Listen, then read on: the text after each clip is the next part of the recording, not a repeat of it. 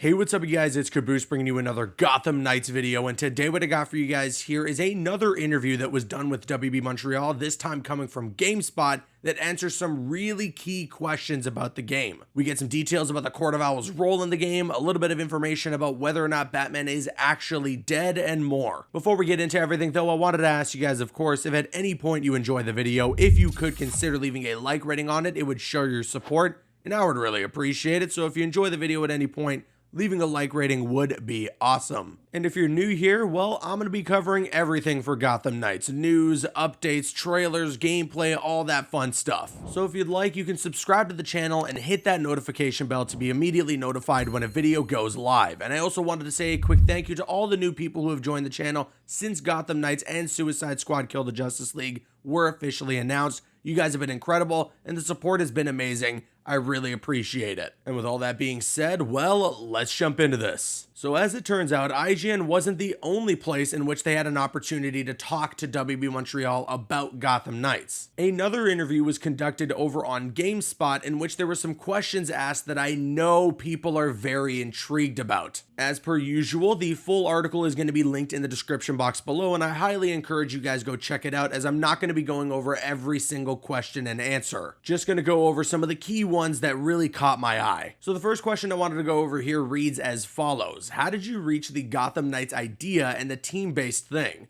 Obviously, the Arkham series is massively important, and with Rocksteady moving on from it, most people would have thought, oh, it makes sense for WB Montreal to pick up where they left off and carry on. But you've gone full pivot in another direction. How did you reach that, and was there any trepidation around that? It is quite an ambitious move, going from one character to 4. Patrick Redding then responds saying, I mean, it was very much a decision that we arrived at relatively early, and what I would say is it's about finding a new formula. It's not about trying to replace or just continue or prolong the thing. It's about saying, okay, let's take a step back and take a different look at the Batman universe and what are some of the opportunities that haven't yet been explored. He then goes on to say, and I think the first thing that we arrived at was we have this amazing Batman family. We have a bunch of characters who, while they have some of the Batman crime-fighting DNA, are all different, distinct in terms of the style of play that they support, their temperament, and their narrative background. And I think what we loved about that was they're all awesome crime fighters in their own right, even at the start, but there's clearly a lot of room for growth, right? There's room for each of the 4 characters to evolve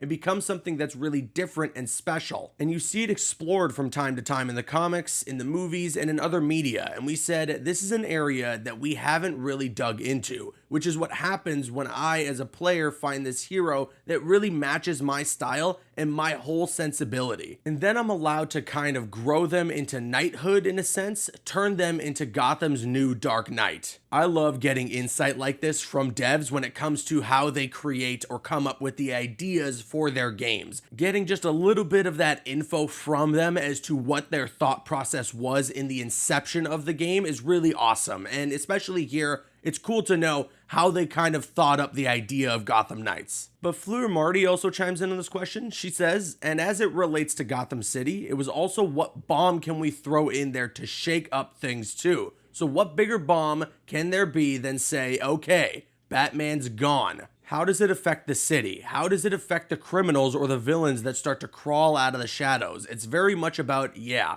shaking up the status quo and bringing new life to all this. Patrick Redding then continues to say, yeah, it really did come with a different look at Gotham City. Gotham City suddenly has this whole other spotlight shown on it as a consequence of that first choice. Now, we'll get into the whole conversation about whether or not Batman's dead in a moment. It's the literal next question, so we'll get into that in a second, but overall, again, I love the insight being provided here. I like that it's this bold choice that starts a snowball effect of ideas and how to structure the game's narrative. All right, so here's the next question. All I'm going to say is don't kill the messenger. So the question reads as follows. Right, so the Batman thing. Bruce Wayne / Batman is dead. Are we talking dead? Undercover dead? Lazarus Pit dead? What kind of dead are we talking about? Patrick Redding says, dead. To which GameSpot responds, dead? And Patrick Redding says, he's dead. He is dead from the start of the game. And then another follow-up question is asked. So is it fair to say that Bruce Wayne / Batman will not be in this game? Patrick Redding then says he's not playable. Fleur Marty says, yeah,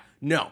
only characters that you can play are Batgirl, Robin, Red Hood, and Nightwing. Then another quick follow-up question is asked, because the running theory is, oh, he's embedded in the Court of Owls. And Patrick Redding says, right, sure. And Fleur Marty says, no. We see all the theories, but yeah, no. He's dead. Wow, they are really sticking to their guns on this one. They are not backing down to this question, because a lot of people immediately, when you hear that Batman's dead at the beginning of that reveal trailer, were really quick to just dismiss it and be like, yeah, sure, he's dead, okay. But I mean, based on these comments, it kind of sounded like they're planning to keep him dead. And to be honest, I was getting a little bit of the feeling that that was maybe what WB Montreal was gonna do here. You know, a lot of people like to compare this to the whole Captain America thing with Avengers, but I think the difference is with Captain America and Avengers, he is playable. You can play him in A-Day. He has alternate suits in the game. We've seen gameplay outside of A-Day with Captain America before, so it's almost like a no-brainer. Yeah, okay, Captain America is most likely not dead there, but in this game, there's really only a CGI cutscene in the trailer. You don't see anything to sort of lead you to believe that Batman will be playable in some way, and they pretty much set up that the game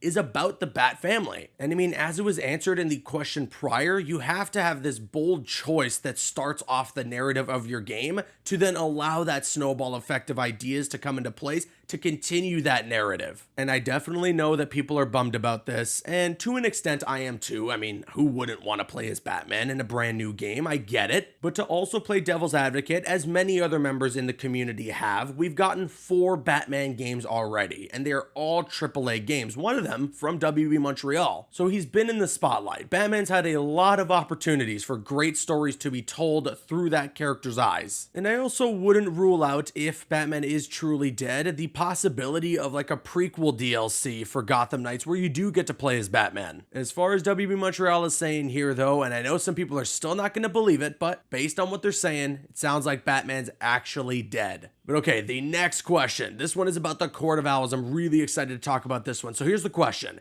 How much does this game focus on the Court of Owls? You teased a load of other symbols and that kind of stuff. There's the thought that, oh, this is kind of like the Origin setup where a bunch of different factions are attacking, like League of Assassins and that kind of stuff. Is it very much a Court of Owls story? In response, Patrick Redding laughs and says it's impossible for me to answer that question without giving away a bunch of stuff that I don't want to give away. No, here's what I'll say. The Court of Owls is a really important foundational piece for the game because their connection to Gotham's history is part of how we made our Gotham. So our Gotham City, it's built on these 5 boroughs, and each of the boroughs has a history. It's connected to different families. It's very much a Gotham City that has been built up historically. And so obviously that's one of the big things that the Court of Owls gives us. Listen, I know we all have our opinions on Gotham Knights. Plenty of people have their concerns, they have their grievances with the game, but I think we can all unanimously agree that the coolest thing about Gotham Knights is that they're bringing in the Court of Owls. This storyline is incredible, and I know that Batman is a huge focus of the storyline, so it is unfortunate if he is indeed dead that they're not going to have him there for one of the biggest Batman storylines in comics, but I'm excited to see how WB Montreal handles these characters. I'm just really hyped about the prospect of a boss fight against a Talon, or many Talons. It could be super exciting. And based on the response from Patrick Redding, they're definitely understanding the point of the Court of Owls. These characters that are pulling the strings behind the scenes, they're living underneath Gotham, and everything that's kind of been built in the city of Gotham, and those 5 boroughs that we're going to be able to explore is kind of orchestrated by the Court of Owls. I love that. The last question that I wanted to go over here in this GameSpot article is a bit of a silly one, but I think is an important question to ask. So the question here is, bit dumb. I'm not going to do this, but people will want to know, what does the game do if you try and run someone over? And after laughing that off, Patrick Redding then responds by saying, well, so yes, that is a very specific question. There are systems in place. Our AI, one of the things that they are good at trying to do is avoid getting run over, particularly if they're a citizen. Obviously, we don't want to take away your fun, so if you're going to drive your Batcycle into the middle of a criminal activity in progress, there's a number of ways you could use the Batcycle to springboard yourself,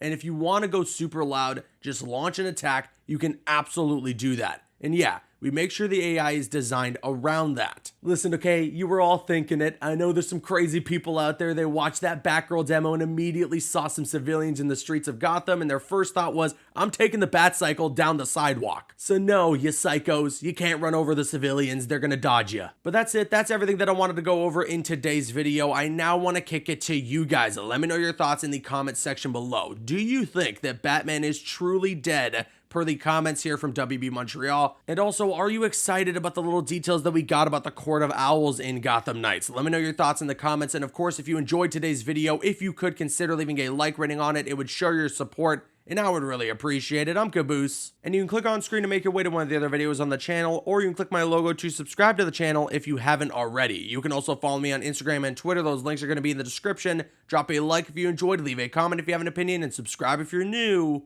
See you guys later.